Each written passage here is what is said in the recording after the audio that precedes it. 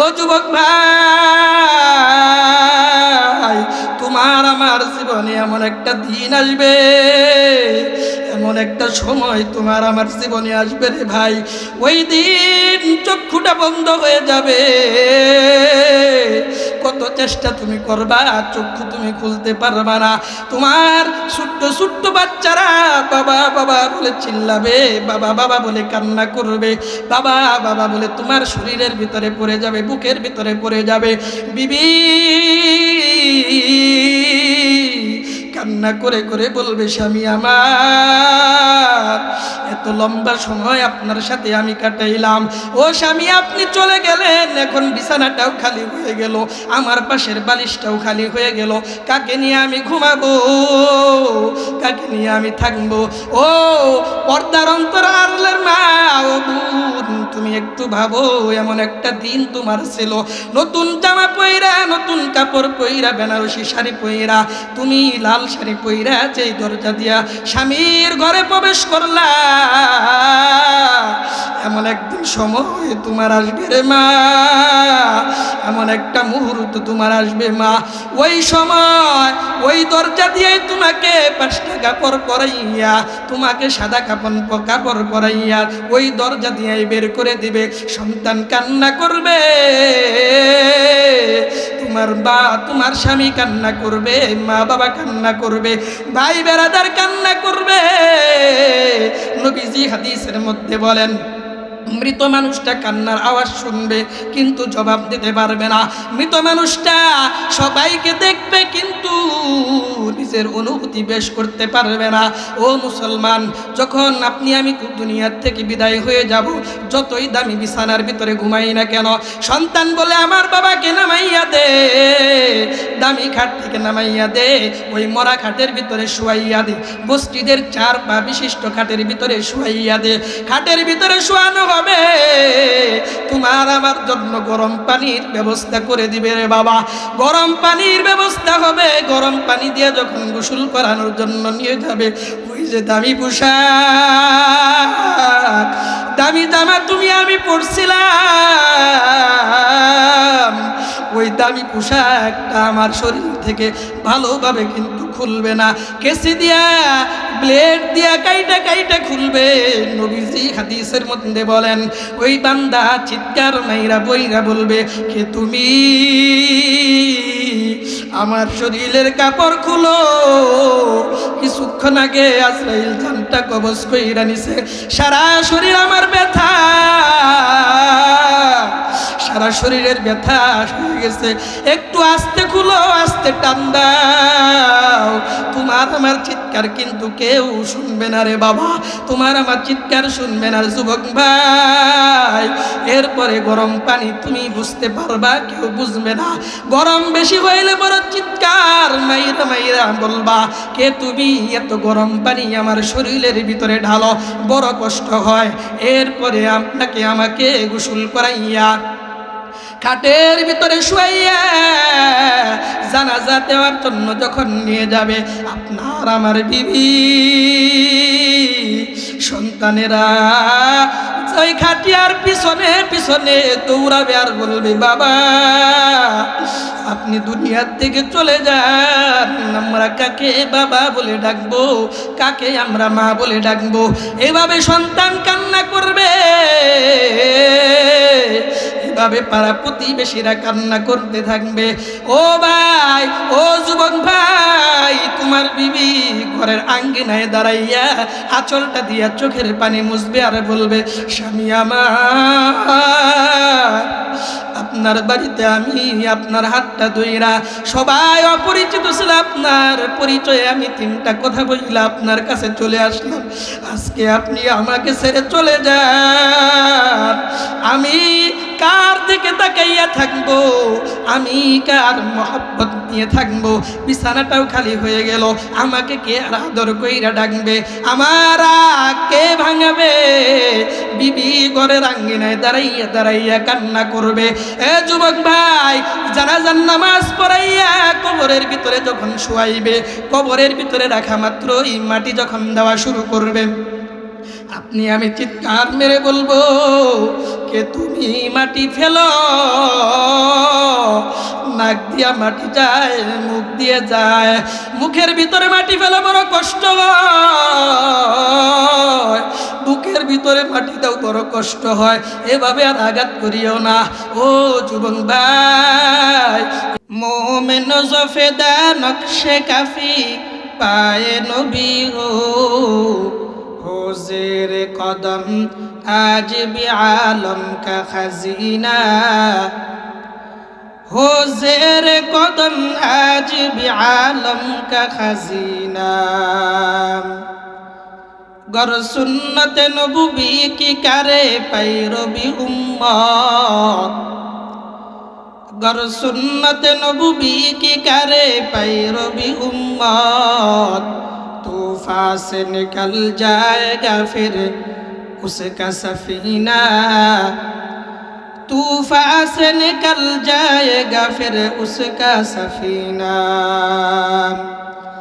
आशिक हो बिरादर शहंशाह दो आलम, आशिक हो बिरादर शहंशाह दो आलम, मिशकों से ज़्यादा मुबारक जिसका पसीना, मिशकों से ज़्यादा मुबारक जिसका पसीना। एक आन में आए नबी दिखला दे मदीना, एक आन में आए नबी दिखला दे मदीना, कर दिल में तरफ हो मेरे आका का ज़ियारत, कर दिल में तरफ हो मेरे आका का ज़ियारत। আল্লাহ সূরা আসরের প্রথম নম্বর আয়াতে কারিমায় আল্লাহ বলেন ওয়াল আসর, সময়ের কসম। বলেন তো মুসলমান কিসের কসম? সময়ের কসম। ভালো করে বুঝলে, আমার আগের কথাগুলো বুঝলে আপনাদের বয়ান বোঝা খুবই সহজ হবে। আগেই বললাম আল্লাহ কসম করেন ওই জিনিসের, যেই জিনিসটা আল্লাহর কাছে দামি। যেই জিনিসটা কার কাছে দামি? যেই জিনিস আল্লাহর কাছে দামি, ওই জিনিসের কসম আল্লাহ পাক রব্বুল আলামিন করেন। বলেন তো মুসলমান, যেই জিনিসটা আল্লাহর কাছে দামি, আল্লাহর কাছে মর্যাদাবান, আল্লাহর কাছে সম্মানিত, ওই জিনিসটা মানুষের জন্য কতটা উপকারী? কম উপকার না বেশি? বেশি উপকারী। আল্লাহ বললেন ওয়াল আসর, সময়ের কসম, সময়ের কসম। এর মানে হইল বান্দা, সময় বড় দামি সম্পদ, সময় বড় দামি একটা সম্পদ, অমূল্য সম্পদ। এই সময় আমি আল্লাহ পাক রব্বুল আলামিন দিয়েছি তোমার জীবনের সবচেয়ে একটা গুরুত্বপূর্ণ একটা অংশ হিসাবে। আল্লাহ পাক রব্বুল আলামিন বললেন সময়ের কসম। আপনার আমার নবী মুহাম্মদুর রাসূলুল্লাহ সাল্লাল্লাহু আলাইহি ওয়াসাল্লাম হাদিসের মধ্যে বলেন নিয়ামাতানে মাকবুবুন ফীহিমা কাসীরুম মিনান নাস। আল্লাহর নবী বলেন দুনিয়ার মানুষ ভালো করে শুনো, ভালো করে শুনো, দুনিয়ার মানুষ শুনো, আমি আল্লাহ, আমি রাসূল তোমাদেরকে জানায়া দিলাম দুইটা নিয়ামত দুনিয়াতে আছে। আল্লাহ দুইটা নিয়ামত বান্দাকে দান করেছে, কিন্তু বান্দা এই দুইটা নিয়ামত পাইয়া দুইটা নিয়ামতের ক্ষেত্রে বড় অবহেলা করে। দুইটা নিয়ামত পাইয়া বান্দা সবচেয়ে বেশি এর ক্ষেত্রে গাফলতি করে। বান্দা দুই নিয়ামতের ক্ষেত্রে বান্দা বড় পেরেশান। দুই নিয়ামত কখনোই সে গুরুত্ব দেয় না, সম্মান করে না। দুই নিয়ামতের গুরুত্ব দিলের ভিতরে নাই। ওই দুই নিয়ামত কি জানো? ওই দুই নিয়ামতের একটা হইল আসিহা, এক নাম্বার হইল বান্দার জীবনের সুস্থতা। বান্দার জীবনের কি? সুস্থতা। সুস্থতা।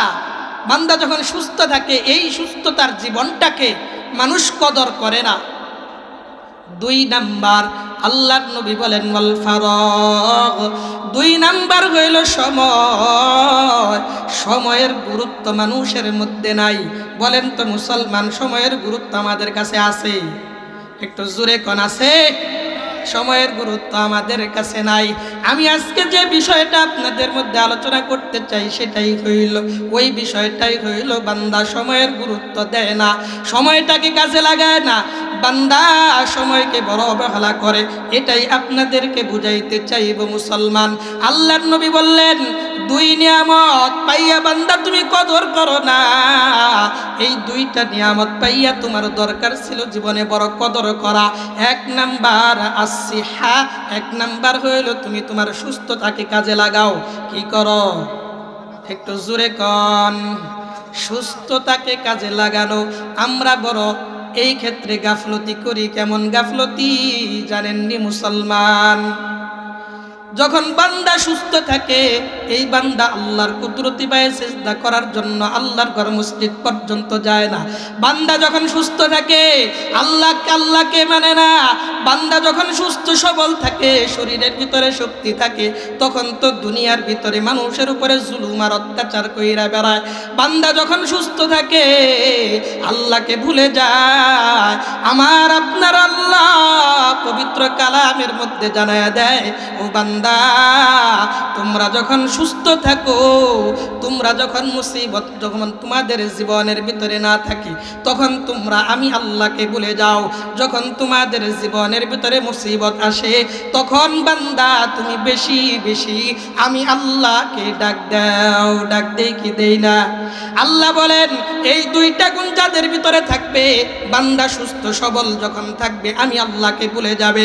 বান্দা যখন মুসিবতের ভিতরে পড়বে আমি আল্লাহর কুদরতি পায়ে সিজদা দিবে আর আমি আল্লাহকে ডাকবে। আল্লাহ বলেন, বান্দা শোনো, এই দুইটা গুণ যদি তোমার ভিতরে থাকে, খসিরাত দুনিয়া ওয়াল আখিরাহ, তোমার দুনিয়াও যাবে আখিরাতও যাবে। কি যাবে? দুনিয়াও শেষ, আখিরাতও শেষ। আমরা সুস্থতাকে কাজে লাগাই। দেখবেন বুড়া হয়ে গেলে বা অসুস্থ যখন হয়, অসুস্থ হওয়ার পরে বান্দা নিয়ত করে, যদি আল্লাহ এইবার সুস্থ কইরা দেয় তাহলে মসজিদের বারান্দা আর ছাড়তাম না। কি বলেন? আমরা এমন নিয়ত করি কিনা? অনেকেই নিয়ত করে, যদি এইবার অসুস্থতা থেকে উঠতে পারি, যদি সুস্থ হতে পারি, তাহলে আমি একাধারে 3 চিল্লা লাগাবো, এমন নিয়ত করে। এই হইল বান্দা তার জীবনে সুস্থতাকে কাজে লাগায়। এই জন্যই নবী আমার বললেন, দুইটা নিয়ামত বান্দা তুমি সবচেয়ে বেশি অবহেলা করো। এক নাম্বার আসিহা, সুস্থতাকে তুমি কাজে লাগাও না, সুস্থতা তুমি কাজে লাগাও না। দুই নাম্বার নবী আমার বলেন আল ফারাগ, দুই নাম্বার হইল অবসরতা। দুই নাম্বার যখন তুমি সময় পাও, কোনো কাজ তোমার থাকে না, যেটাকে আমরা ফ্রি বলি, ফ্রি থাকো, ওই সময় বান্দা এই সময়টাকে কাজে লাগায় না। নবী আমার হাদিসের মধ্যে জানায়া দেয়, বান্দাকে আল্লাহ পাক রব্বুল আলামিন যখন জান্নাতের ভিতরে দিবেন, জান্নাতে যাওয়ার পরে বান্দার জীবনে কোনো প্রকার আফসোস থাকবে না। বান্দা কখনো জান্নাতে যাওয়ার পরে কোনো আফসোস করবে না, বান্দা কখনো পেরেশান হবে না জান্নাতে যাওয়ার পরে। কিন্তু নবী বলেন, বান্দা জান্নাতে যাওয়ার পরে একটা বিষয়ে আফসোস করবে। ওই একটা বিষয়ের নাম হইল, বান্দা দুনিয়াতে সময় পাইছিল, ওই সময়ের ভিতরে আল্লাহকে ডাকে নাই। কাকে ডাকে নাই? সব অবসর ছিল, বান্দার সময় ছিল অনেক, কিন্তু আল্লাহকে ডাকে নাই। আল্লাহকে ডাকে নাই। নবী আমার হাদিসের মধ্যে কত সুন্দর কইরা বুঝাইয়া দেয়। এ মুসলমান, আল্লাহর নবী হাদিসের মধ্যে বলেন, ইগতানিম খামসান ক্বাবলা খামসিন। ও দুনিয়ার উম্মত, তোমাকে আমি নবী জানাইয়া দিলাম, ভালো কইরা শোনো।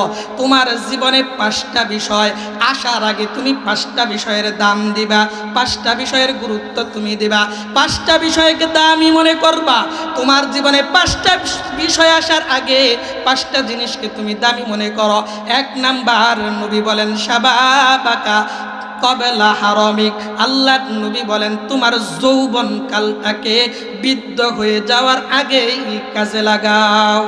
কোন কাল? এই যে যুব সমাজের উদ্যোগে মাহফিল। ও মুসলমান, আল্লাহর নবী বললেন তোমার যৌবন কালটাকে কাজে লাগাও বুড়া হয়ে যাওয়ার আগে। কারণ তুমি যখন বুড়া হয়ে যাবা, যৌবন কাল যখন তোমার ছিল তখন তুমি নামাজের ভিতরে দাঁড়াইয়া ঘন্টার পর ঘন্টা দাঁড়াইয়া থাকতে পারতা, রুকু তুমি সুন্দর করে করতে পারতা, সিজদা তুমি সুন্দর করে করতে পারতা। যখন তোমার যৌবন কাল ছিল রে বান্দা, তখন তুমি আল্লাহর গোলামি আর দাসত্ব মনোযোগ সহকারে করতে পারতা, নামাজের ভিতরে মনটাকে কন্ট্রোল করতে পারতা। কিন্তু যখন বান্দা তুমি বুড়া হয়ে যাবা, তখন তো এমন হবে রুকুতে গেলে তুমি রুকুর থেকে দাঁড়াইতেও পারো না, রুকুর থেকে সিজদায়ও যাইতে পারো না, সিজদা থেকে উঠতেও পারো না, বসলে উঠতে পারো না, উঠলে বসতে পারো না, মাজায় ব্যথা, কোমরের ভিতরে ব্যথা, হাঁটুর ভিতরে ব্যথা, গিরায় গিরায় ব্যথা হয়ে যাবে। এই জন্য নবী আমার বলে, ও দুনিয়ার উম্মত, তুমি তোমার জীবনে 5টা বিষয় আসার আগে 5টা বিষয়কে তুমি গুরুত্ব দাও। 1 নাম্বার শাবাবাকা ক্বাবলা হারামিক। 1 নাম্বার হইল বুড়া হয়ে যাওয়ার আগে তুমি তোমার যৌবন কালটাকে কাজে লাগাও। কোন কাল? আল্লাহর কাছে যৌবনকালের ইবাদত গ্রহণযোগ্য।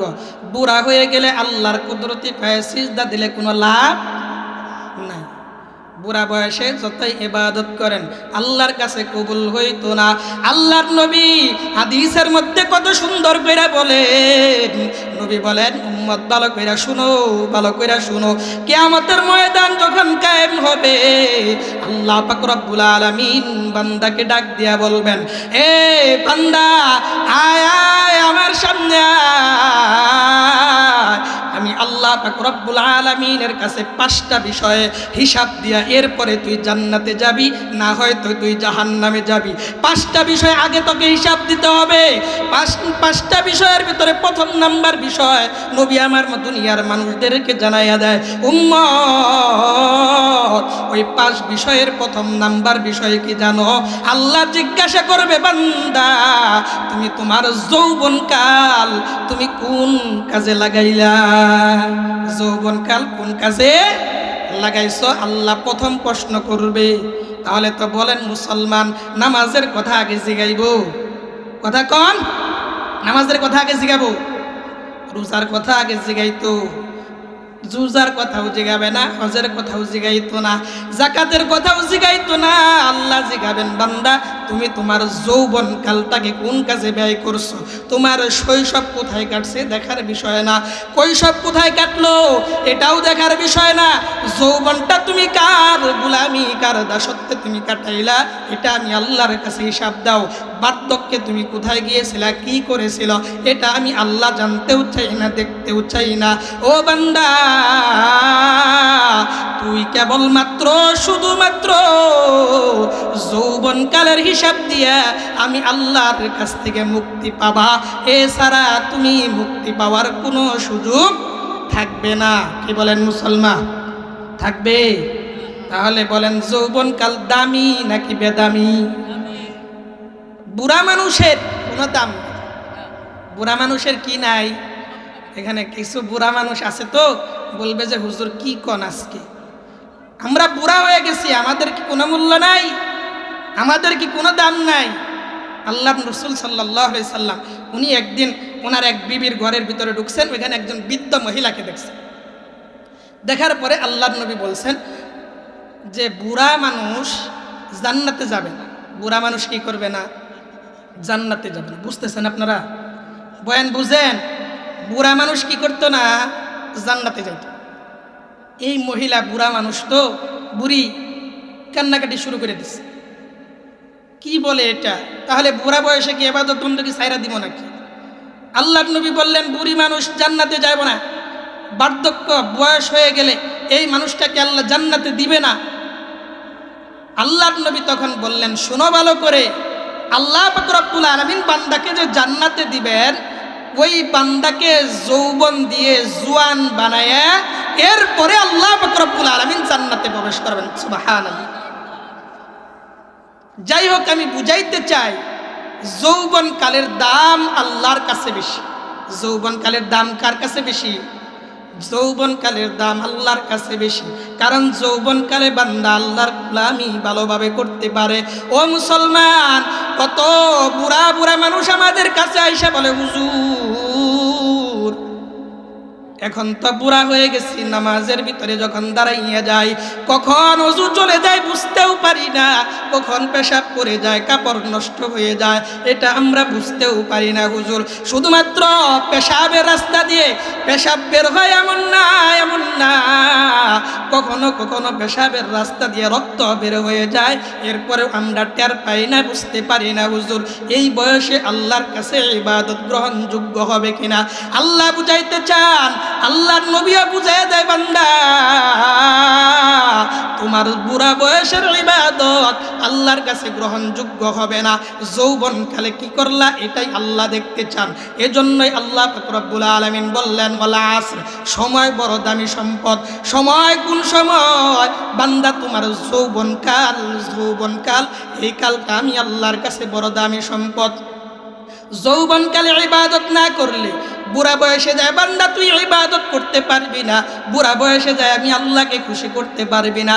বুড়া বয়সে ইবাদত করলে আমি আল্লাহর কাছে কবুল হবে না, আমি আল্লাহ কবুল করব না। ও বান্দা, একজন দাদা একদিন বুড়া হয়ে গেছে, তো বুড়া মানুষ, বলেন তো মুসলমান, বুড়া মানুষ সোজা হয়ে হাঁটতে পারে না, মাথা নিচের দিকে দিয়ে আড়ে। বুঝতেছেন আপনারা? লাঠির উপর ভর কইরা এই লোকটা নিচের দিক তাকাইয়া তাকাইয়া, নিচের দিকে তাকাইয়া তাকাইয়া হাঁটে। নাতি ডাক দিয়া বলে, দাদা কি ব্যাপার? তোমাকে দেখি সব সময় তুমি নিচের দিকে তাকাইয়া তাকাইয়া হাঁটো, তোমার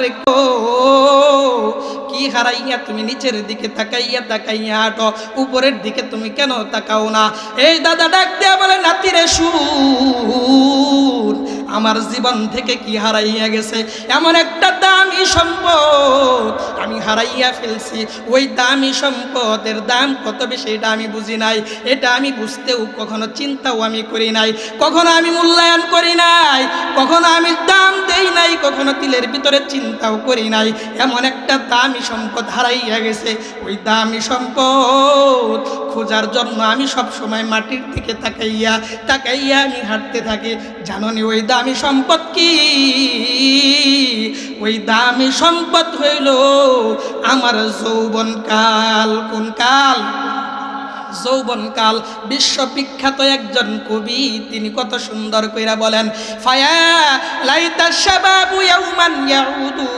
একজন কবি এত সুন্দর কইরা বলেন, হায় যদি আমার যৌবনকালটা একদিনের জন্য ফিরে আসতো। কয়দিনের জন্য? একটু ভালো কইরা কন, জোরে কন। কবি বলেন, যদি আমার জীবনে একদিনের জন্য আমার যৌবনকাল ফিরে আসতো, তাহলে আখবিরহু, এরপরে বলেন আমি তাকে জানাইয়া দিতাম, আমি তাকে বলতাম, বিমা ফাআলাল মাশিবু, আমার বার্ধক্য আমার সাথে কেমন কেমন খারাপ আচরণ করছে, কত খারাপ আচরণ বার্ধক্যকাল আমাকে করেছে। যখন আমি যুবক ছিলাম, যখন আমি যুবক ছিলাম আমার আশেপাশে মানুষের অভাব ছিল না। যখন আমি যুবক ছিলাম আমাকে দেখার জন্য, আমাকে প্রটোকল করার জন্য, আমার সেফটির জন্য কত যুবক আমার পিছনে পিছনে ঘুরতো। কিন্তু আজকে বুড়া হয়ে গেলাম, এই বুড়া হয়ে যাওয়ার পরে কোনো মানুষ আজকে আমার খোঁজ খবর নেয় না। ছোট্ট ছোট্ট বাচ্চারাও ধমক দিয়ে কথা বলে। এমন একটা সময় আমার জীবনে ছিল যেই সময়টাতে 10 জন মানুষ আমার সামনে দাঁড়াইতে পারতো না। কিন্তু আজকে বার্ধক্য, এমন বার্ধক্য, ছোট ছোট বাচ্চারাও ধমক দিয়া চোখ বড় বড় কইরা তাকাইয়া আমাকে কথা শোনাইয়া দেয়। আছে না নাই? কথা কন। তাহলে বলেন যৌবনকাল দামি না বেদামি? যৌবনকাল বড় দামি। ও যুবক ভাই, তুমি তোমার যৌবন কালটা কোন কাজে ব্যয় করো, একটু চিন্তা করো। আজকে কত নারীর পিছনে তুমি ঘুরো, কত মেয়ের পিছনে ঘুইরা ঘুইরা জীবনটাও শেষ করলা। যৌবন তোমার শেষ হয়ে গেল, জীবনও শেষ, যৌবন কালটাও শেষ, কামাই রোজগার কিছুই করতে পারলি না।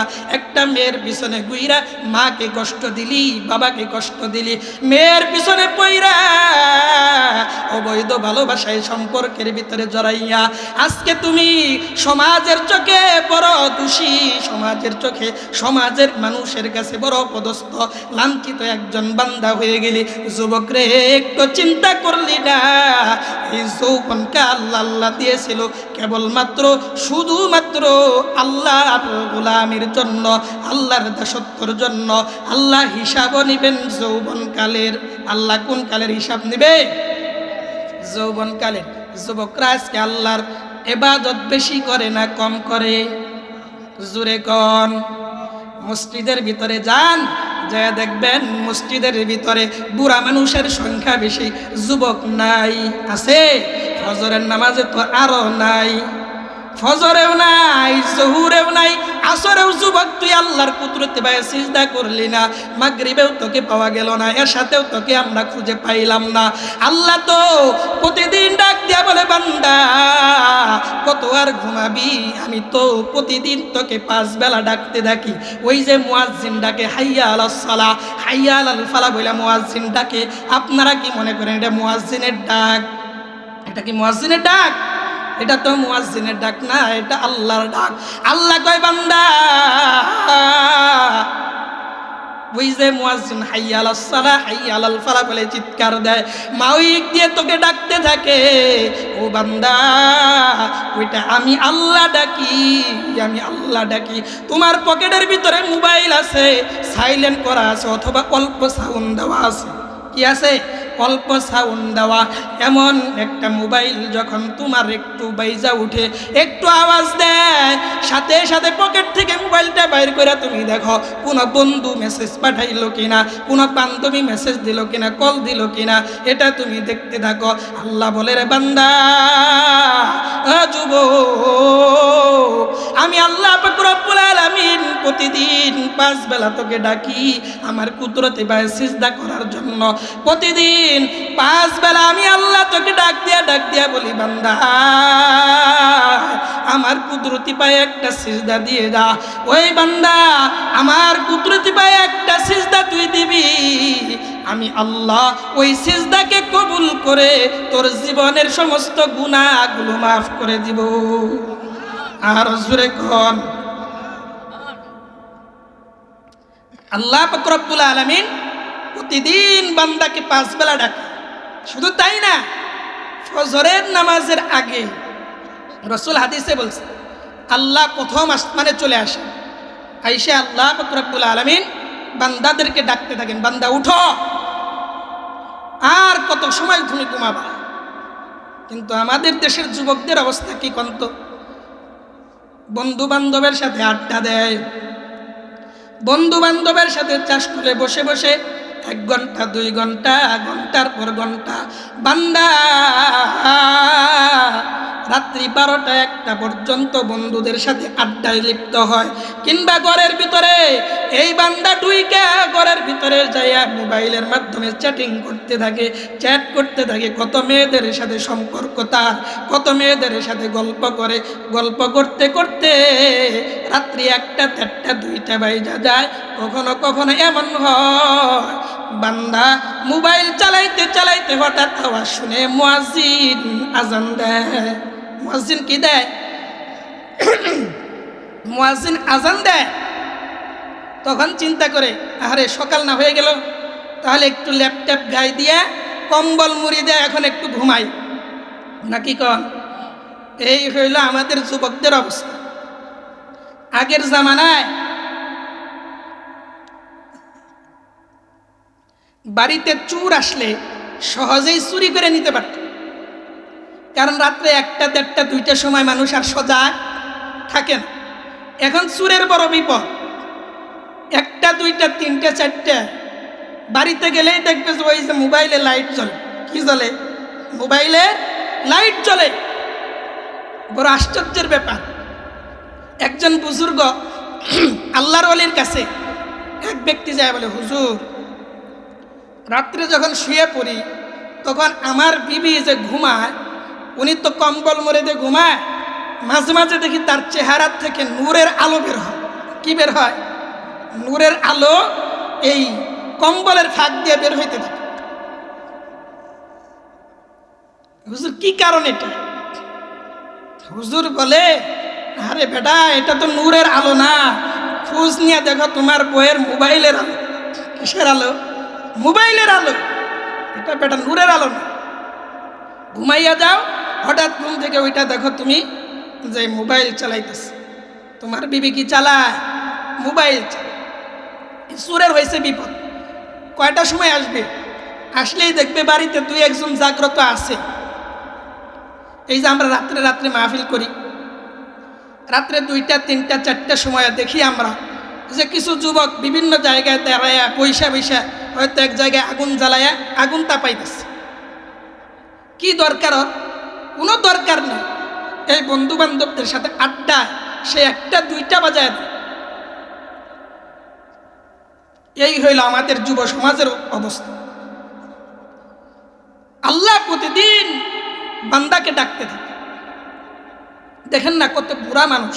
এই যুবক ভাই, একটু চিন্তা করো না, কত বুড়া মানুষ মসজিদে গেলে এখন সিজদা করতে পারে না, চেয়ারের উপরে বৈশা বৈশা এই লোকটা নামাজ আদায় করে। আল্লাহর কুদরতি পায়ে বা কপালটা সে লাগাইতে পারে না। তোমার এখন যৌবনকাল, শক্তি সামর্থ্য আছে, মাজায় তোমার বল আছে, হাঁটুতে তোমার কোনো ধরনের সমস্যা নাই, তুমি আল্লাহর কুদরতি পায়ে একটা বারের জন্য সিজদা করার জন্য যাও না, এটা তোমার কি একটু আফসোস হয় না? আরে অনেক মানুষ মনে করে, আমরা যদি জিজ্ঞাসা করা হয় যে ভাই আপনি নামাজ পড়েন না কে, বলে যে হুজুর সময় নেই। কি নাই? একটু কথা কন। সময় নেই। হুজুর সময় নাই কিংবা সুযোগ হয় না। কিভাবে নামাজ পড়বো? আল্লাহর কুদরত পায়ে কিভাবে সিজদা করবো? ব্যবসা বাণিজ্য, এই সেই বিভিন্ন সমস্যা। জালালউদ্দিন রুমি রহমাতুল্লাহি আলাইহি উনি বর্ণনা করেন, কোনো ব্যক্তি যদি বলে যে আমি আল্লাহর কুদরতি পায়ে সিজদা করি না, কারণ হইল আমার সময় হয় না, সুযোগ হয় না, এজন্য আমি আল্লাহর কুদরতি পায়ে সিজদা করতে যাই না, আমি মসজিদে যাই না, এজন্য আমার সুযোগ হয় না, এই ব্যক্তির এ কথা চিন্তা করা উচিত। আসলে তোমার সময় হয় না, সুযোগ হয় না, এজন্য তুমি আল্লাহর কুদরতি পায়ে সিজদা করো না, বিষয়টা এমন না। বরং তুমি মনে করো আল্লাহ চায় না তোমার মতো একজন বান্দা আল্লাহর কুদরতি পায়ে সিজদা করুক, এটা আল্লাহ চায়। একটু ভাবেন, আল্লাহ চায় না বিদায় আমি আপনি আল্লাহর ঘর মসজিদে গিয়ে সিজদা করতে পারি। মুয়াজ্জিন যখন ডাকে তখন আমি ঘুমাই। এই হইল আমাদের যুব সমাজের অবস্থা। বুড়া বয়সে গিয়া ইবাদত বندگی করব, এমনও চাই অনেকের কথা।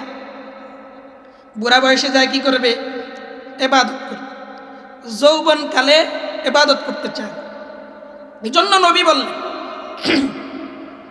ইগতানিম খামসান ক্বাবলা খামসিন শাবাবাকা ক্বাবলা হারামিক। আল্লাহর পয়গম্বর বললেন, তুমি তোমার 5টা জিনিস আসার আগে 5টা জিনিসের কদর করো। আল্লাহর নবী বলেন, উম্মত, 5টা জিনিস তোমার জীবনে আসার আগে তুমি 5টা জিনিসের মূল্যায়ন করো, 5টা জিনিসের দাম দাও। গলা বৈশা গেল।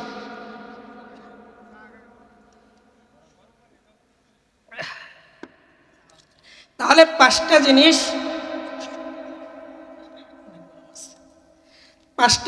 আসার আগে 5টা জিনিসকে কি করা? একটু কথা বলেন। 5টা জিনিস আসার আগে 5টা জিনিসের কদর করা। 1 নাম্বার কি বললাম? শাবাবাকা ক্বাবলা হারামিক, যৌবন কালটাকে, বৃদ্ধকাল আসার আগে কদর করা।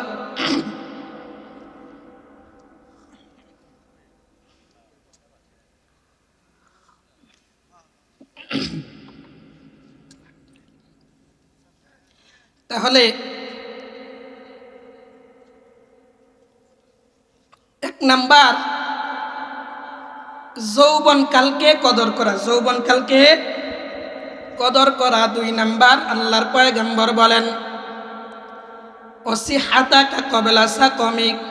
2 নাম্বার নবী আমার বলেন 2 নাম্বার তুমি কোন জিনিসের কদর করবা? 2 নাম্বার বান্দা তুমি তোমার সুস্থতাকে অসুস্থ হয়ে যাওয়ার আগে কদর করো। সুস্থতাকে অসুস্থ হয়ে যাওয়ার আগে কদর করো।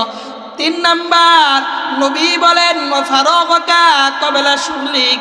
এটাই বুঝাইতে চাই মুসলমান, ওয়াফারাগকা ক্বাবলা শুগলিক। 3 নাম্বার নবী আমার বলেন বান্দা তুমি তোমার ব্যস্ততা আসার আগেই তুমি তোমার অবসর সময়টাকে কাজে লাগাও। কোন কাল? আপনারা বয়ান বুঝতেছেন? ব্যস্ত হওয়ার আগে অবসর সময়টাকে কাজে লাগাও। এজন্যই আল্লাহ পাক রব্বুল আলামিন সময়ের কসম করলেন। সময় বড় দামি সম্পদ, সময় বড় দামি সম্পদ। এই সময়টাকে কাজে লাগান। এজন্যই নবী আমার বললেন নিয়ামাতানি মাকবুবুন ফীহিমা কাসীরুম মিনান নাস।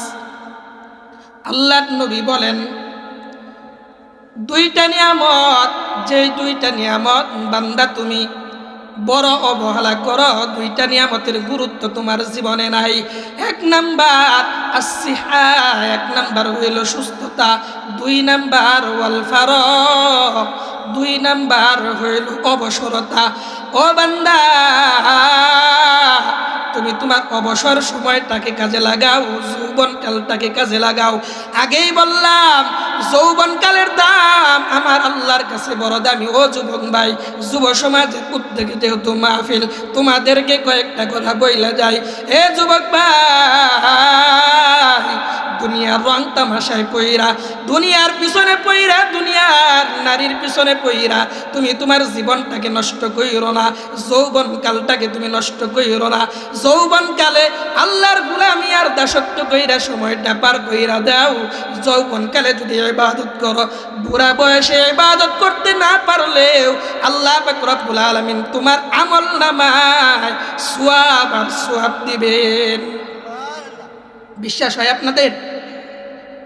আল্লাহর নবী হাদিসের মধ্যে বলেন বান্দা যখন অসুস্থ হয় কি হয়? একটু জোরে কন, আমার গলা ভেঙে গেছে আর আপনারা কথাই কন না।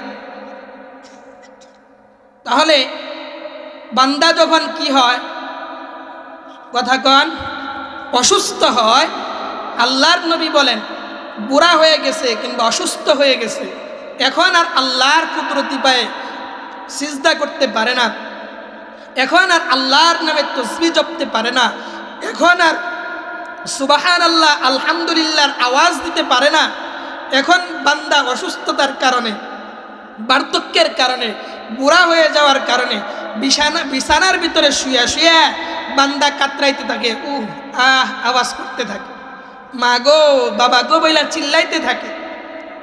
আল্লাহর নবী বলেন যে কোন বান্দা, যে বান্দা তার যৌবনকালে আল্লাহর ইবাদত বندگی করলো, বুড়া বয়সে যায় ইবাদত করতে পারে না, যখন শক্তি ছিল সামর্থ্য ছিল তখন আল্লাহর নাম ধরে ডাকতো, এখন বুড়া হয়ে যাওয়ার কারণে অসুস্থতার কারণে বান্দা আওয়াজ করে, আল্লাহ বলে ফেরেশতা এই বান্দার আমল নামায় যতবার আওয়াজ করবে বান্দার আমল নামায় ততবার আল্লাহু আকবার বললে যে সওয়াব, সুবহানাল্লাহ বললে যে সওয়াব, আলহামদুলিল্লাহ বললে যে সওয়াব হয়, ওই সওয়াব তার আমল নামায় লিখে দাও। কেন? এটা উদাহরণ দিলে বুঝবেন, খুবই সহজ। আমাদের দেশে যারা সরকারি চাকরি করে, বলেন তো মুসলমান, চাকরি নেওয়ার পর থেকে নিয়ে মরণ পর্যন্তই চাকরি করতে হয় নাকি একটা নির্ধারিত বয়স পর্যন্ত চাকরি করতে হয়? একটা নির্ধারিত বয়স পর্যন্ত চাকরি করতে পারবে, এরপরে আর চাকরি করতে পারবে। এরপরে কি হবে? তাকে অবসর দেওয়া হবে। এই লোকটা যখন অবসরে চলে যায়, সরকারি চাকরি করলো 30 বছর 25 বছর চাকরি করার পরে লোকটা যখন অবসরে যায়, বলেন তো মুসলমান, যে সরকারি চাকরি করলো, যে চাকরি করুক, তাকে কি খালি হাতে বিদায় দেয় না কিছু দিয়ে দেয়? এমন কিছু দেয় যে জিনিসটা নিয়ে লোকটা সারা জীবন বৈশা খাইতে পারে, তার জীবনটা যাতে পার হয় এই পরিমাণ দিয়াই তাকে বিদায় দেওয়া হয়। ঠিক তেমনি আল্লাহ পাক রব্বুল আলামিন বান্দাকে বুঝাইতে চায়, বান্দা তুই যৌবনকালে আমি আল্লাহর ইবাদত করবি, যৌবনকালে তুই তোর কপালটা মাটির সাথে লাগাবি, কুদরতি আমি আল্লাহর কুদরতি পায়ে লাগাবি। বুড়া হয়ে যাওয়ার পরে মাজায় ব্যথা, হাঁটুতে ব্যথা, কোমরে ব্যথা, শরীরের ভিতরে ব্যথা, এই ব্যথা নিয়ে সিজদা করতে পারবি না। আসবি মসজিদে কিন্তু সিজদা করতে বড় কষ্ট হবে, কিংবা মসজিদে আসতে পারবি না, বিছানায় শুয়া শুয়া ইশারায় নামাজ পড়বি, বিছানায় শুয়া শুয়া বান্দা তুই কুদরতি ভাই সিজদা না করে শুধু মাথা ঝুঁকাইয়া ঝুঁকাইয়া নামাজ পড়বি। আল্লাহ বলে, বান্দা চিন্তার কারণ নাই, ওই যে যৌবনকালে ইবাদত করছিলি আমি আল্লাহ, বুড়া বয়সে সিজদা করতে না পারলেও তোর আমল নামায় সিজদার সওয়াব লেখা হবে। তাহলে বলেন তো মুসলমান, যৌবনকালে ইবাদত করলে বুড়া বয়সে পাওয়া যায় কি যায় না? মনে হয় আপনাদের মধুপুরে পাওয়া যায় না? পাওয়া যায়, পাওয়া যায়। এই জন্য যৌবনকাল, যুবক ভাই আপনারা যৌবনকালটাকে কাজে লাগান। আমাদের যুবকদের অবস্থা বড় ভয়াবহ। এই মোবাইল আইসা যুবকদের চরিত্র নষ্ট করে ফেলছে, নাকি কোন আপনারা? হুজুর আপনিও তো যুবক মানুষ। হ্যাঁ, আমিও তো বুঝি, টের পাই। মোবাইল আমাদের জীবনটাকে নষ্ট করে ফেলছে। মোবাইলের আরবি কি জানেন? মোবাইলের আরবি হইল জাওয়াল। মোবাইলের আরবি কি? জাওয়াল।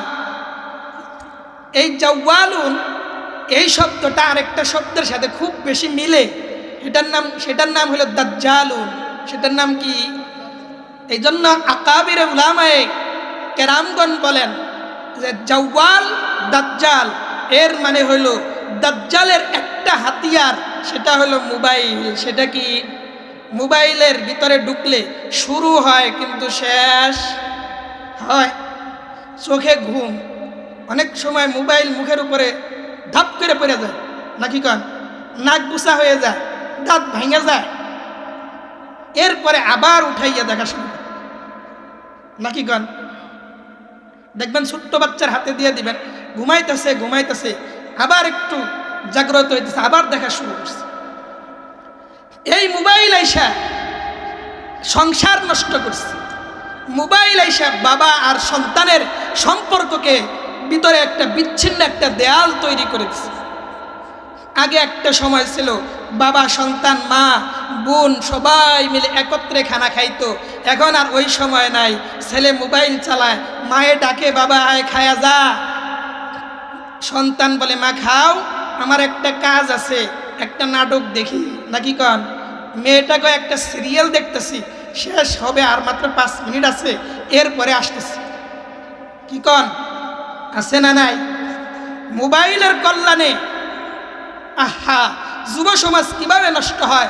শুধু যুব সমাজ নয়, বুড়ারাও নষ্ট হয়। 3 বাচ্চার মেয়ে আর 3 বাচ্চার মা, 3 বাচ্চার মা মোবাইলের ভিতরে সে ফেসবুক একটা আইডি খুলছে। এই আইডির নাম কি?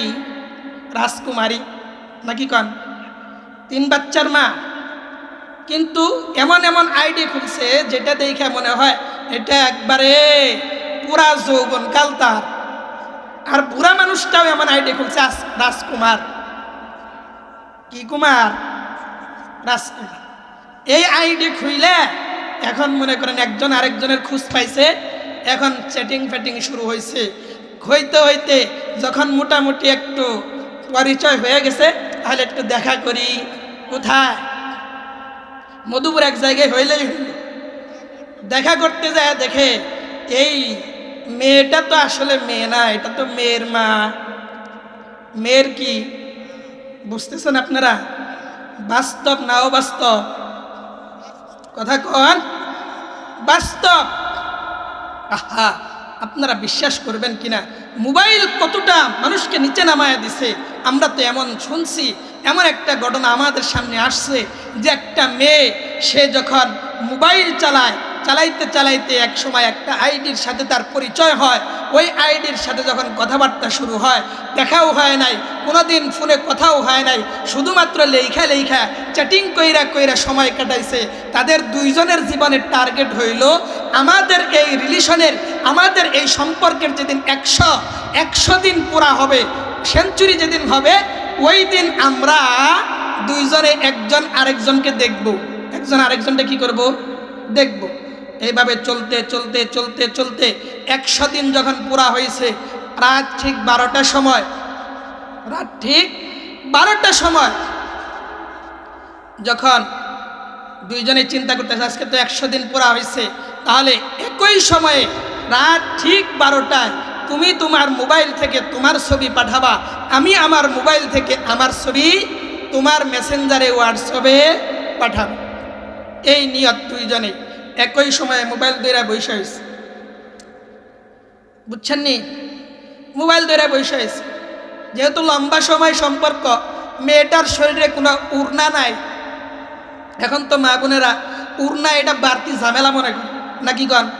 উড়নাটা কি বাড়তি একটা ঝামেলা মনে করে মা বোনেরা। আরে এই মেয়েটা যখন উড়না ছাড়া একটা ছবি উঠাইয়া যখন সে সেন্ড করছে, যখন পাঠানোর জন্য সে ক্লিক করছে, মেয়েটার এই পাশে নেটওয়ার্ক ছিল ভালো, যার কারণে দ্রুত চলে গেছে। ওই পাশের লোকটার নেটওয়ার্ক দুর্বল থাকার কারণে তার ছবিটা একটু পরে আসছে। ছবিটা কি আসছে? পরে আসছে। যখন দেখছে, আর এর ভিতরে 100 দিনের ভিতরে কিন্তু বহু আলাপ হয়েছে, বুঝছেন নি? যত ধরনের আলাপ, স্বামী আর স্ত্রী যত আলাপ হয় সব আলাপ হয়েছে। এখন যখন দেখবে মেয়েটার ছবি যখন ওই পাশে চলে গেছে, মেয়েটার ছবি তো ওই পাশের লোকটা দেখছে, আর ওই পাশ থেকে যখন ছবিটা পাঠাইছে, মেয়েটা তাকাইয়া দেখে এটা তো দুনিয়ার আর কেউ না, এই মেয়েটার জন্মদাতা বাবা। মেয়েটার কি জন্মদাতা? এই মোবাইল একই পাশাপাশি রুমে থাকে। বাবা জানে না মেয়ের আইডির নাম কি, মেয়ে জানে না বাবার আইডির নাম কি। 100 দিন এরা মেয়ে আর বাবা দুইজনে হারাম সম্পর্ক, বিভিন্ন ফাহেসা, অশ্লীল কথাবার্তা বইলা বইলা 100 দিন কাটাইলো। 100 দিন পরে উড়না ছাড়া মেয়েটা যখন বাবার মোবাইলের ভিতরে ছবি পাঠাইছে, বাবাও দেখছে, এদিকে বাবার ছবি যখন মেয়ের ফোনে আসছে, মেয়েটাও দেখছে। মেয়েটা অপমান সহ্য করতে পারে নাই, মেয়েটা এই দুঃখ কষ্ট সহ্য করতে না পেরে আত্মহত্যা করে সে দুনিয়ার থেকে বিদায় হয়ে গেছে। নাউজুবিল্লাহ বলে। এই হইল মোবাইলের ফায়দা। মোবাইলের কি আরেকটা ফায়দা কমনি? মোবাইলের ফায়দা, যুবক ভাই ভালো করে, মোবাইলের আরেকটা ফায়দা আছে। প্রতি ওয়াক্ত নামাজে মুয়াজ্জিন সাহেব দাঁড়াইলেই তারা একাতার সোজা করুন, মোবাইল ফোন থাকলে বন্ধ করুন। এরপরেও কতজনের যে কত ধরনের গান বাজে, নাকি কন? এমন গান বাজে, কিছু কিছু মানুষ তো এমন আছে, গান শুনলেই তো এর নাচানাচি শুরু হয়, গান শুনলেই মনে চায় একটা টান দেই, নাকি কন? যখন জুমার নামাজে আশেপাশ থেকে গান বাজনা বাজা শুরু করে, যে লোকটা গান শুনলেই লাফায়, গান শুনলেই নাচানাচি শুরু করে, এই লোকটা কি চুপ করে থাকতে পারে তখন? আর যদি কারো মোবাইল বাজে, আল্লাহ রহমত ওই দিন নামাজের পরে মোটামুটি বড় ধরনের একটা গন্ডগোল লেগে যাবে, নাকি কন? বড় ধরনের একটা গন্ডগোল লাগে। আহা, এই মোবাইল আমাদের নামাজও খাইলো, মোবাইল আমাদের সংসারটাও খাইলো। যুবক ভাই কিভাবে খাইছে জানো? মোবাইল তোমার সংসার খাইছে। স্বামী আর স্ত্রী, আল্লাহ রসুল হাদিসের মধ্যে বলছেন, যখন স্বামী আর স্ত্রী একত্রে ঘুমাবা, মাঝখানে কোনো ফাঁকা রাখবা না। মাঝখানে কি রাখবা না? ফাঁকা রাখবা না। এভাবে ঘুমাবা, কিন্তু মোবাইল আইসা একজন হইল পূর্ব দিক, একজন পশ্চিম দিক, আরেকজন পূর্ব দিক, একজন পশ্চিম দিক, আরেকজন পূর্ব দিক, দুইজনে ফোন চালায়। কে কখন ফোন চালাইতে চালাইতে ঘুমায় গেছে, এরও খবর নাই, এরও খবর নেই। এই হইল আমাদের মোবাইল, আমাদের যুবক ভাইদের চরিত্র নষ্ট করলো একমাত্র মোবাইল। কত সহজভাবে বান্দা গুনাহ করে মোবাইলের মাধ্যমে। আল্লাহ যদি তৌফিক দান করে, আমার একটা লিখিত কিতাব, যে কিতাবটা যুবক ভাইরা বুঝবেন, কিতাবটা হইল, নাম দিয়েছি অন্ধকার গলির যাত্রী, পর্নোগ্রাফি ও চেতনার পতন। এখানে মোটামুটি 120 পৃষ্ঠার ভিতরে আমি এটাই বুঝাইতে চাইছি, একজন যুবক কত সহজেই সে নষ্ট হয়ে যায়, একটা ক্লিকের মাধ্যমে সে কত বড় বড় গুনাহ করতে থাকে। এখানে সব কথাগুলি আছে। এই জন্য আমরা যুবক ভাই, যে যুব সমাজের মাহফিল, যুবক ভাইয়ের এত সুন্দর আয়োজন করছে, এখানে চাইলে গান বাজনার আয়োজন করতে পারতো কিনা? বুঝতেছেন আপনারা কিছু? এই যে মাহফিলটা করলো, আপনাদের একটু তাদেরকে উৎসাহ দেওয়া দরকার আছে না? দরকার আছে, উৎসাহ দিবেন। এই মাহফিল যেন চলতে থাকে, এই যুবকটা যেন নষ্ট না হয়। যে সমাজের যুবক নষ্ট হয়ে যায়, ওই সমাজটা একদম ধ্বংস হয়ে যায়। যে সমাজের যুবকটা নষ্ট হয়, যুবকেরা খারাপ হয়, ওই সমাজটা একবারে খারাপ হয়ে যায়। কারণ যুবক নষ্ট, সব নষ্ট। এই জন্য যুবকদেরকে কদর করা। যুবক ভাই, আপনি মোবাইলের পিছনে পড়ে নিজের জীবন আর যৌবনটাকে নষ্ট করবেন। পারিবারিক জীবনে অশান্তি, যৌবনকালে জীবনটাকে এমনভাবে নষ্ট করছে। এজন্য যুবক, তুমি এমন জীবন গড়বা, যে জীবন গড়লে তোমাকে সারা জীবন মানুষ মনে রাখবে।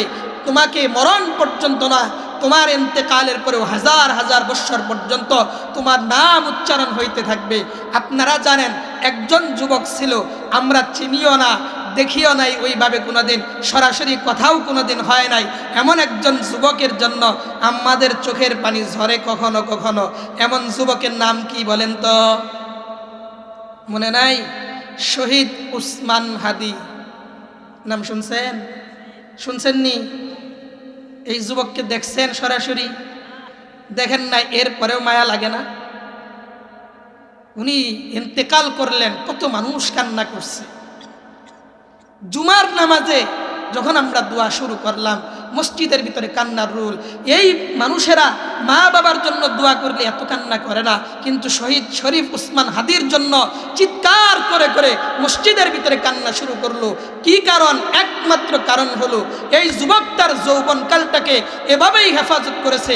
শুধুমাত্র নিজের জীবনটাকে নিজের জন্য গড়ে নাই, শুধুমাত্র নিজের জীবনটাকে নিজের পরিবারের জন্য গড়ে নাই, বরং তার জীবনটাকে এমনভাবে গড়ছিল, দেশ ও দশের জন্য ছিল। যার কারণে শহীদ শরীফ উসমান হাদি যখন মারা গেল, তখন তো মা বোনেরা যারা চিনে তারাও কান্দে, যারা চিনে না তারাও কান্না করছে। এজন্য কবি কত সুন্দর করে বলে, আনতাল্লাযী ওয়ালাদাতকা উম্মুকা বাকিয়ান ওয়ান নাসু হাওলাকা ইয়াদহাকুনা মাসরুরা ফাজহাদ লিনাফসিকা ইয ইয়াকুনু বাকিয়ান ফি ইয়াউমি মাউতিকা দাহিকাও ওয়া মাসরুরা ফাজহাদ লিনাফসিকা ইয ইয়াকুনু বাকিয়ান ফি ইয়াউমি মাউতিকা দাহিকাও ওয়া মাসরুরা। এই কবিতার বাংলা অর্থ আপনারা বিভিন্ন জায়গায় দেখবেন সুন্দর করে লেখা। এমন জীবন তুমি করহে গঠন, মরিলে হাসিবে তুমি, কাঁদিবে ভুবন। বলেন তো আমার সাথে, এমন জীবন তুমি করহে গঠন, মরিলে হাসিবে তুমি, কাঁদিবে ভুবন। ও যুবক ভাই, যৌবনের তাড়নায় কতদিন তুমি আমি আল্লাহ তাআলার নাফরমানি করবা? রসুলের সুন্নাত ছেড়ে, রসুলের সুন্নাত থেকে তুমি কত দূরে চলে যাবারে যুবক। আমার নবী হাদিসের মধ্যে কত সুন্দর কইরা বলেন, মুসলমান ভালো করে শুনবেন। অল্প সময় আলোচনা কইরা, আলোচনার ভিতরেই আমি ইনশাআল্লাহ দোয়া শুরু করে দেব। হে মুসলমান, একটু ভালো কইরা বুঝেন, আমার নবী কত সুন্দর কইরা বলেন, হে যুবক, তোমার দাম, তোমার মান কি পরিমাণ তুমি জানো? আল্লাহর নবী বলেন, লাউলা শাবাব লাজালতুস সামাআ সাকফান হাদিদা ওয়াল আরদা সাকসাফা। আল্লাহর নবী সাল্লাল্লাহু আলাইহি ওয়াসাল্লাম হাদিসের মধ্যে বলেন, এ যুবক, আমার আল্লাহ হাদিসে কুদসির ভিতরে বলছেন, যুবক তোমরা যারা যৌবনকালে আমি আল্লাহর গোলামি আর দাসত্ব ইবাদত কইরা কাটাইলা, আমি আল্লাহর কুদরতি পায়ে সিজদা কইরা কাটাইলা, যৌবনকালটাকে তুমি হেফাজত করলা। এ যুবক, ওই যুবকেরা ভালো করে শুনো, ভালো কইরা যুবক ভাই ভালো কইরা শুনেন। আল্লাহ বলেন যৌবনকালে আমি আল্লাহর কুদরতি পায়ে সিজদা কইরা ইবাদত কইরা কাটাইছো, এই সকল যুবক যদি দুনিয়ার জমিনে না থাকতো তাহলে আমি আল্লাহ লাজালতুস সামাআ সাকফান হাদিদা, আমি আসমানটাকে আমি আল্লাহ লোহা বানায়া দিতাম, ওয়াল আরদু সাকসাফা, জমিনটাকে আমি আল্লাহ তামা বানায়া দিতাম, ওমা আনজালতু মিনাস সামাই মাআন কতরা, আসমান থেকে আমি আল্লাহ এক ফোঁটাও বৃষ্টি বর্ষণ করতাম না, ওমা আমবাতু মিনাল আরদি নাবাতান হাব্বা, আল্লাহ বলেন জমিন থেকে একটা ফসল আমি আল্লাহ উৎপাদন করতাম না। আল্লাহ বলেন এমন যুবক আছে বলে আমি আল্লাহ পাক রব্বুল আলামিন, আল্লাহ তাআলা বলেন এমন যুবক আছে বলে এখনো পর্যন্ত আমি আল্লাহ আসমানটাকে লোহা বানাই নাই, জমিনটাকে তামা বানাই নাই। এমন যুবক আছে বলেই এখনো আসমান থেকে বৃষ্টি হয়, এখনো পর্যন্ত জমিন থেকে ফসল উৎপাদিত হয়। এই যুবকরা যদি না থাকতো আমি আল্লাহ কি দিতাম জানো? আল্লাহ বলেন বাল আনজালতু মিনাস সামাই আযাবান সাদ্দা, আল্লাহ বলেন আমি আল্লাহ আসমান থেকে আযাব আর আযাব দিতাম। এখন বলেন যুবকদের দাম কম না বেশি? এই যে আসমান বৃষ্টি দেয় কাদের কারণে দেয়? কোন একটু কাদের কারণে দেয়? জমিন ফসল দেয় কাদের কারণে এখনো ফসল হয়? কন্যা একটু জমিন তামা হয় নাই, আসমানটাও লোহা হয় নাই যুবকদের কারণে। যুবকদের কারণে কোন যুবক? যে যুবক তার যৌবনকালটাকে হেফাজত করলো, যৌবনকালে আল্লাহর গোলামি করলো। ও যুবক ভাই, দুনিয়ার রং তামাশায় পইরা তুমি যৌবনকালটাকে নষ্ট করিও না, যৌবনকালটাকে তুমি কাজে লাগাও, আল্লাহর গোলামিতে যৌবনকালটা লাগাও। তুমি যদি যৌবনকালটাকে আল্লাহর গোলামিতে লাগাইতে পারো, আল্লাহ পাক রব্বুল আলামিন জানাইয়া দেয় বান্দা যৌবনকাল কাজে লাগাবি, আমি আল্লাহ পাক রব্বুল আলামিন যৌবনকাল অনুপাতে তোর বুড়া বয়সে আমি আল্লাহ তাআলা ওইভাবেই তোর সওয়াব দিতে থাকবো। বান্দা যৌবনকালে যদি ইবাদত না থাকে, বুড়া বয়সে ইবাদত তোমার কোনো কাজে আসবে না, কোনো দাম থাকবে না। যৌবনকালের ইবাদত বুড়া বয়সের ইবাদত, যৌবনকালের ইবাদত আমি আল্লাহর কাছে কবুল, বুড়া বয়সের ইবাদত আমি আল্লাহর কাছে গ্রহণযোগ্য না। এখন বলবেন হুজুর তাহলে কি আমরা যৌবনকালে ইবাদত করতে যারা পারি নাই বুড়া বয়সে ইবাদত ছেড়ে দিব? নামাজ আর পড়তাম না, বুড়া হয়ে গেছে, দাড়িটা আমার সাদা হয়ে গেছে, এ মুসলমান চুল সাদা হয়ে গেছে, এমন বুড়া মানুষ অনেকেই আছেন, এখন কি আল্লাহর ইবাদত ছেড়ে দিবেন? কি কোন ছাড়বেন? কি করতে হবে? আল্লাহ পাক রব্বুল আলামিন পবিত্র কালামের মধ্যে বলেন ইবাদত তুমি কতদিন পর্যন্ত করবা? ওয়া'বুদু রাব্বাকা হাত্তা ইয়াতিয়াকাল ইয়াকিন, তুমি তোমার মরণ পর্যন্ত ইবাদত করবা, এই মরণ পর্যন্ত ইবাদত তোমাকে করতে হবে। যৌবনকালকে কাজে লাগাইতে হবে। একজন সাহাবীর ছোট্ট একটা ঘটনা শোনাই মুসলমান, ভালো করে বুঝেন। হে যুবক ভাই ভালো করে বুঝো, এই ক্লাবের যুবক ভাইরা যারা আছো তোমাদের উদ্যোগে মাহফিল, তোমরাও ভালো করে বুঝো। আল্লাহর নবীর একজন সাহাবী ছিলেন, সাহাবীর নাম হইল মুসআব ইবনে উমাইর রাদিয়াল্লাহু তাআলা আন। কত টাকাওয়ালা জানো? যেই সময় মক্কার ভিতরে মদিনার ভিতরে মানুষ অনাহারে থাকতো, না খাইয়া খাইয়া সময় পার করতো, ওই সময়ে সবচেয়ে দামি আতর, সবচেয়ে দামি সেন্ট যিনি ব্যবহার করতেন উনি হইলেন মুসআব ইবনে উমাইর। উনি যেই সেন্ট ব্যবহার করতেন, আতর ব্যবহার করতেন, ওই আতর ব্যবহার করে যে রাস্তায় চলতেন 2 দিন 3 দিন পর্যন্ত ওই রাস্তায় সুঘ্রাণে ভরা থাকতো। এত দামি আতর উনি ব্যবহার করতেন। মক্কার ভিতরে সবচেয়ে দামি পোশাক যিনি পরিধান করতেন উনি হইলেন মুসআব ইবনে উমাইর। মুসআব ইবনে উমাইর টাকার অভাব নাই, মুসআব ইবনে উমাইরের সম্পদের অভাব নাই, মুসআব ইবনে উমাইরের সম্মানের অভাব নাই রে মুসলমান। আল্লাহর নবীর হাতে মুসলমান হইয়া যখন বলেন কালেমা পইরা মুসলমান হয়ে গেল, তার মা বাবা মুসআব ইবনে উমাইরকে বলে, মুসআব তুমি তো মুসলমান হয়ে গেলা, আমরা তোমাকে ত্যায্য করে দিব, একটা সম্পদ তুমি পাবা না, তুমি কিছুই পাবা না, তোমাকে ত্যায্য করে দিব। মুসআব ইবনে উমাইর ডাক দিয়া বলে, মা ও বাবা ভালো করে বুঝো, ভালো করে শুনো, আমি মুসআব যতদিন পর্যন্ত তোমাদের সংসারে থেকে সুন্দর সুন্দর দামি দামি পোশাক পরেছি, দামি দামি আতর আমি লাগাইতাম, সম্মান মর্যাদার আমার অভাব ছিল না, টাকা পয়সার অভাব আমার ছিল না, কিন্তু দিলের ভিতরে আমার শান্তি ছিল না। আমি যখন ইসলাম গ্রহণ করলাম, এই টাকা পয়সা দ্বন্দ্ব উলত পায়া যতটা শান্তিতে ছিলাম, আমি এর চেয়ে 1000 গুণ বেশি নবীর সোহবতে গিয়ে ইসলাম গ্রহণ করে আমি মুসআব বেশি শান্তি পাইছি। আর জোরে কোন এ যুবক ভাই, সাহাবীদের ভিতরে অনেক যুবক মানুষ এমন যারা যৌবনকালে নবীজি মুহাম্মদুর রাসূলুল্লাহর হাতে ইসলাম গ্রহণ কইরা নিজের জীবনটাকে সুন্দর কইরা সাজাইছেন। এ যুবক ভাই, তুমি তোমার জীবনটাকে সুন্দর কইরা সাজাও, যৌবনকালটাকে তুমি কাজে লাগাও, দুনিয়ার রং তামাশায় পইরা তুমি তোমার জীবনটাকে নষ্ট কইরো না। কত যুবক রাস্তায় তুমি বের হয়ে দেখো, কত যুবক মোটর সাইকেল নিয়ে বের হয়ে যায়, সকালবেলা বের হয়, বিকালবেলা লাস্টে তার বাড়িতে চলে আসে। কত যুবক রাস্তায় রাস্তায় পানিতে ডুইবা মারা যায়, আগুনে পুইরা মারা যায়। এ যুবক ভাই, তুমি কয়দিন দুনিয়ার জমিনে থাকবা? তুমিও তো দুনিয়ার থেকে বিদায় হয়ে যাবা। যৌবনকালেও মরতে পারো, বুড়া হয়েও তুমি মরতে পারো। অনেক যুবক ভাই তো চিন্তা করে বসে আছেন, হুজুর ইবাদত করব বুড়া বয়সে, ইবাদত করব কবে? কত যুবক চিন্তা কইরা বুড়া বয়সে ইবাদত করবা।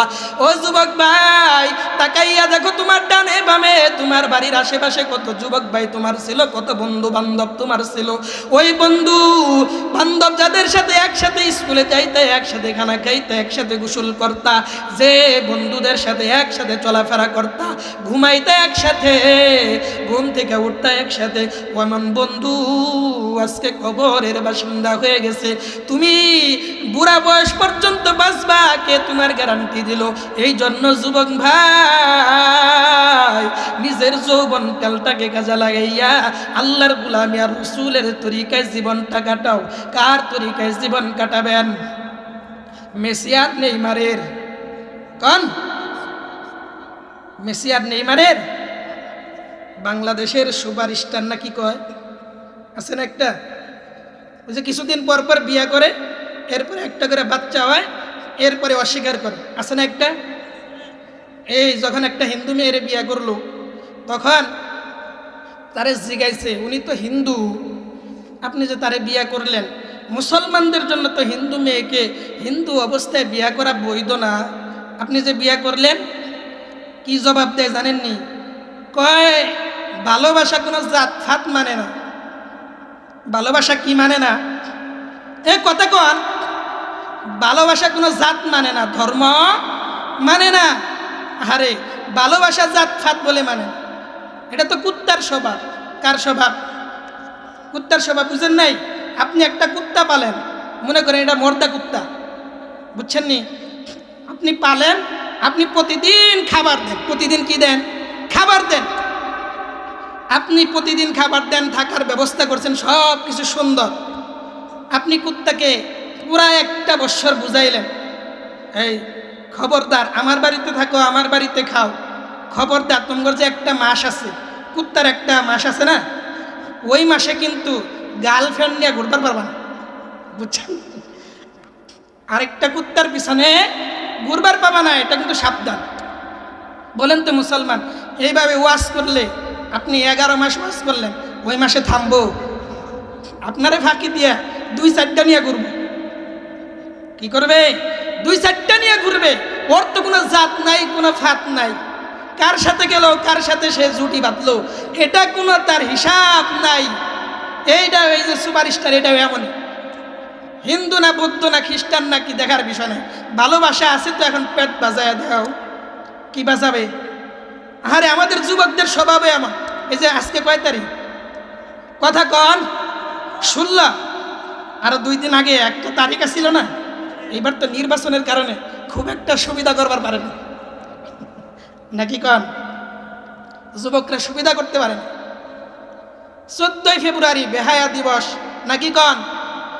এই 14ই ফেব্রুয়ারি কত যুবকের চরিত্র নষ্ট হইল, কত যুবতী নারীর চরিত্র নষ্ট হইল, একটু চিন্তাও আমরা করি।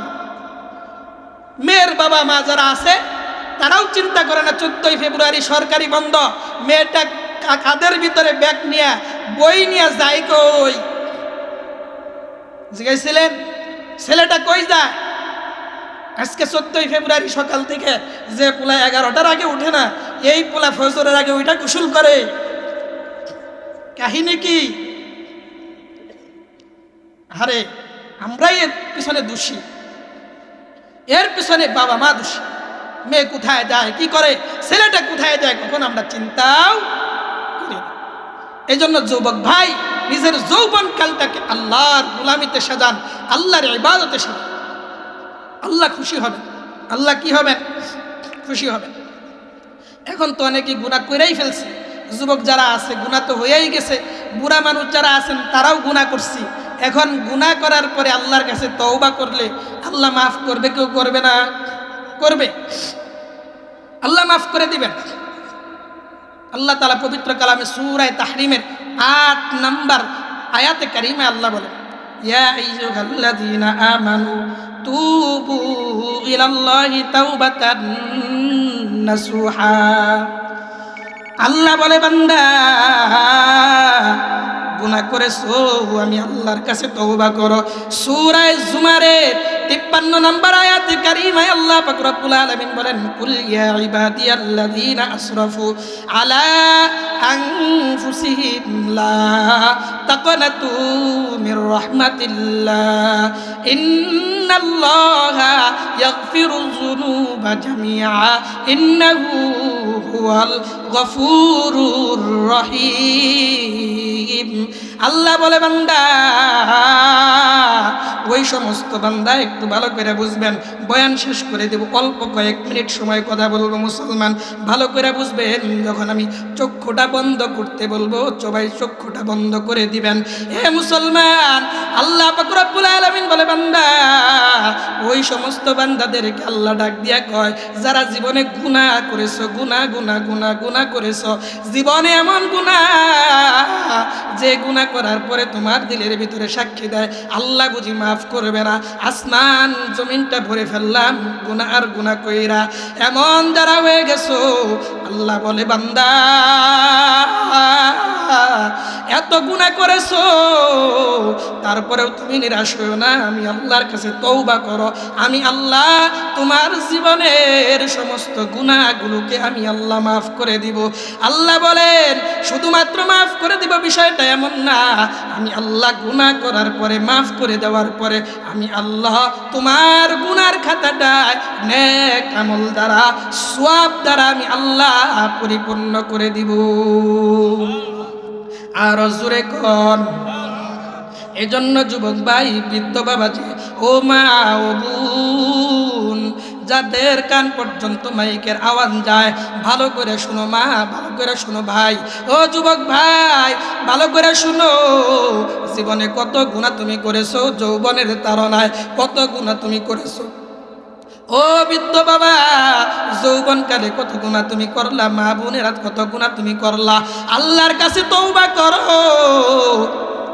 আর বান্দা তুমি দিলে দিলে চিন্তা করো, চক্ষুটা একটু বন্ধ করে দেন। মুসলমান, বয়ান শেষ করে দেব, চক্ষুটা একটু বন্ধ করে দেন, কেউ তাকাইয়া থাকবেন না, মাথাটা নিচের দিকে দিয়া চক্ষুটা বন্ধ করে দেন। এখন আপনি চিন্তা করেন, ও যুবক ভাই একটু চিন্তা করো, ও মা, ও বোন একটু চিন্তা করো, ও বৃদ্ধ বাবা, একটু চিন্তা করো, একটু ভাবো।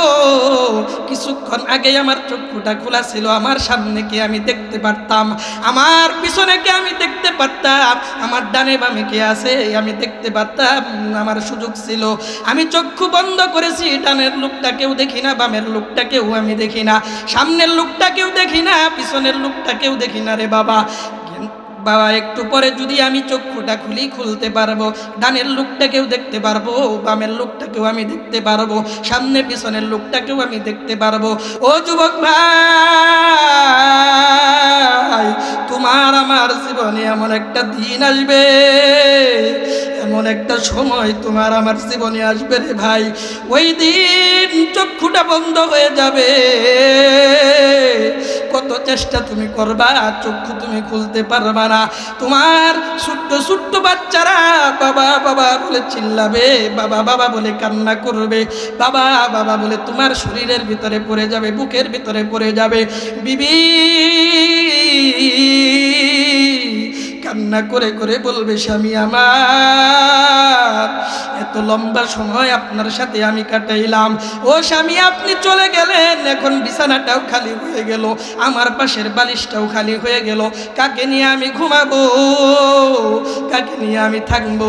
ও পর্দার অন্তরালের মা, ও বোন, তুমি একটু ভাবো, এমন একটা দিন তোমার ছিল, নতুন জামা পইরা, নতুন কাপড় পইরা, বেনারসি শাড়ি পইরা, তুমি লাল শাড়ি পইরা যেই দরজা দিয়া স্বামীর ঘরে প্রবেশ করলা,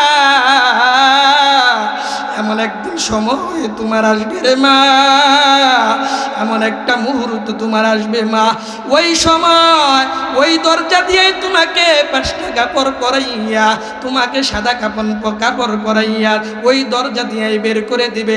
সন্তান কান্না করবে, তোমার তোমার স্বামী কান্না করবে, মা বাবা কান্না করবে, ভাই বেরাদার কান্না করবে। নবীজি হাদিসের মধ্যে বলেন, মৃত মানুষটা কান্নার আওয়াজ শুনবে কিন্তু জবাব দিতে পারবে না, মৃত মানুষটা সবাইকে দেখবে কিন্তু নিজের অনুভূতি পেশ করতে পারবে না।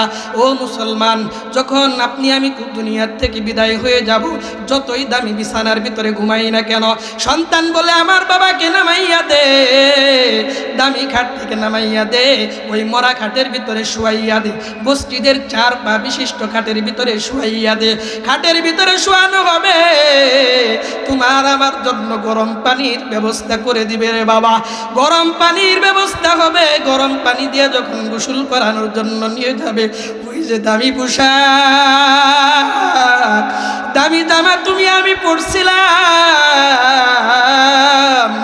ওই দামি পোশাকটা আমার শরীর থেকে ভালোভাবে কিন্তু খুলবে না, কেসি দিয়া ব্লেড দিয়া কাইটা কাইটা খুলবে।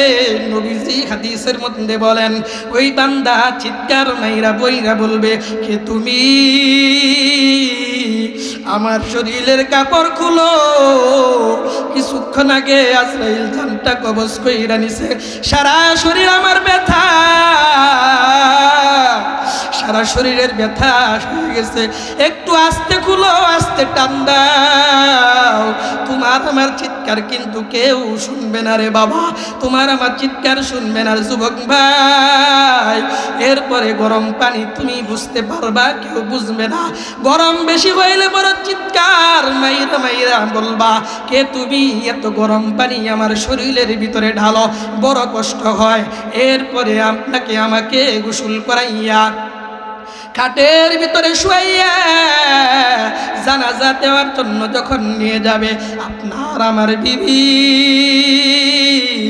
সন্তানেরা ওই খাটিয়ার পিছনে পিছনে দৌড়াবে আর বলবে, বাবা আপনি দুনিয়ার থেকে চলে যান, আমরা কাকে বাবা বলে ডাকবো, কাকে আমরা মা বলে ডাকবো?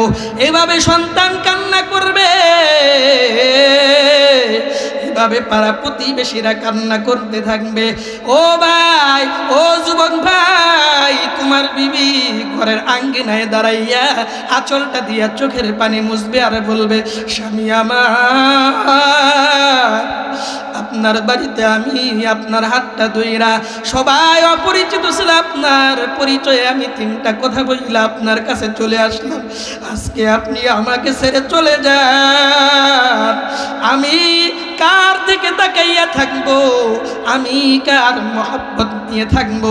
বিছানাটাও খালি হয়ে গেল, আমাকে কে আর আদর কইরা ডাকবে? আমার কে ভাঙাবে? বিবি ঘরের আঙ্গিনায় দাঁড়াইয়া দাঁড়াইয়া কান্না করবে। এ যুবক ভাই, জানাজার নামাজ পড়াইয়া কবরের ভিতরে যখন শুয়াইবে, কবরের ভিতরে রাখা মাত্রই মাটি যখন দেওয়া শুরু করবে, আপনি আমি চিৎকার মেরে বলবো, কে তুমি? মাটি ফেলো। নাক দিয়া মাটি যায়, মুখ দিয়ে যায়, মুখের ভিতরে মাটি ফেলা বড় কষ্ট হয়, বুকের ভিতরে মাটি দাও বড় কষ্ট হয়। এভাবে আর আঘাত করিও না। ও যুবক ভাই, একটু চিন্তা করো, এই যৌবন কালটা তুমি কার গোলামিতে কাটাইলা, কার আদর্শ মাইরা তুমি জীবনটা কাটাইলা? তুমি যদি আল্লাহ রসুলের জীবন আদর্শ অনুপাতে জীবনটা কাটাইতা, ওই কবরে যাওয়ার সাথে সাথে আমার আপনার নবী হাদিসের মধ্যে বলেন, আমার তরিকায় যদি কাটাইতা, তারপরে আল্লাহর হুকুম অনুপাতে যদি কাটাইতা, কুরআনুল কারীম তোমার পাশে দাঁড়াইয়া যাইতো, এরপরে তোমার পাশে নামাজ রোজা হজ যাকাত দাঁড়াইয়া যাইতো। যখন তুমি গুনাহ করে করে কবরের ভিতরে আসলা, ওই কবরে যাওয়া মাত্রই কবরকে আল্লাহ হুকুম করবেন, এর কবর দুই পাশ থেকে এমন জোরে চাপ দে, চাপ দেওয়ার সাথে সাথে পাথরের হাড়গুলো চুরমান হয়ে যাবে রে যুবক ভাই।